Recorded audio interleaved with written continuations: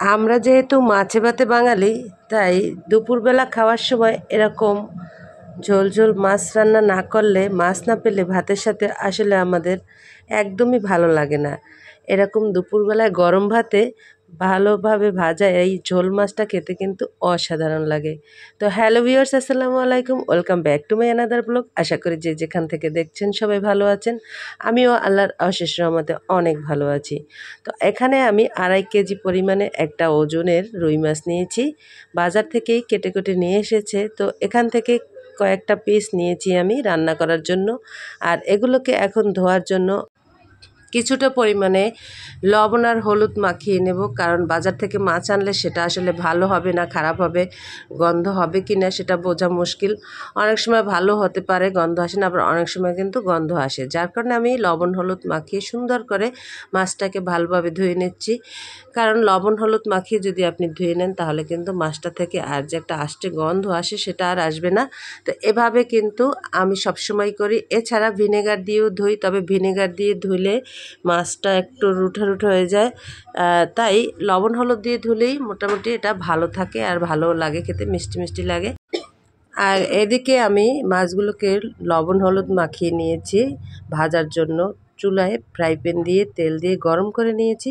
এখন একটা টিপস আছে বন্ধুরা, যদি তোমরা মাছ ভাজার সময় দেখো যে তেল আলা মাছ ভাজতে গেলে তেল ফুটে ওঠে, তখন কিন্তু এভাবে তেলের মধ্যে, গরম তেলের মধ্যে হলুদ দিয়ে দেবে, তাহলে আর মাছগুলো ভাজার সময় ফুটে উঠবে না।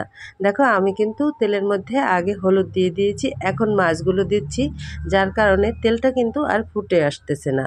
তো এভাবে নিত্য নতুন টিপস পেতে অবশ্যই আমার চ্যানেলে চোখ রাখো আর আমার ভিডিওগুলো দেখো, একটা শেয়ার করে দিও।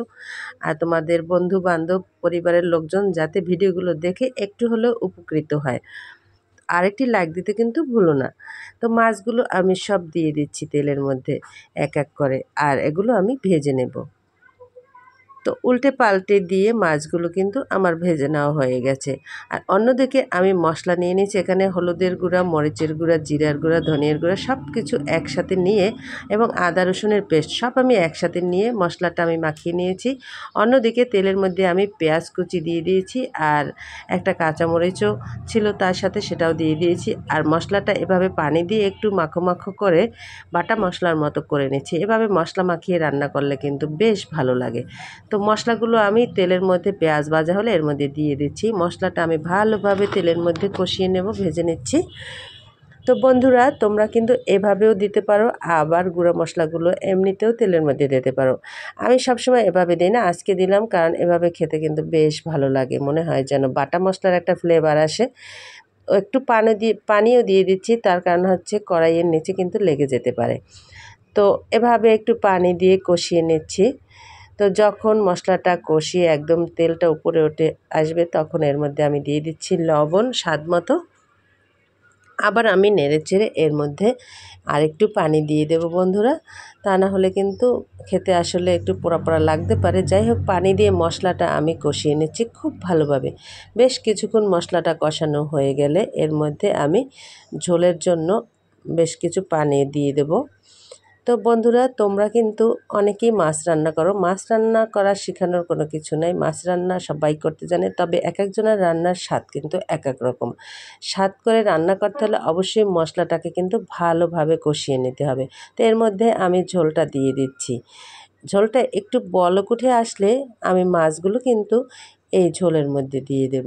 তো বন্ধুরা আমার মাছগুলো কিন্তু ঝোলটা বলক তুলে এসেছে, এখন কিন্তু মাছগুলো ঝোলের মধ্যে আমি ঢেলে দিচ্ছি। তো ঢালতে গিয়ে দেখি যে একটু আটকে আটকে আছে, মাছগুলো ভেঙে যেতে পারে, তাই আবার খুন্তি দিয়ে এগুলো আমি তুলে এই ঝোলটার মধ্যে একটা একটা করে সাইডে সাইডে দিয়ে রান্না করে নিচ্ছি।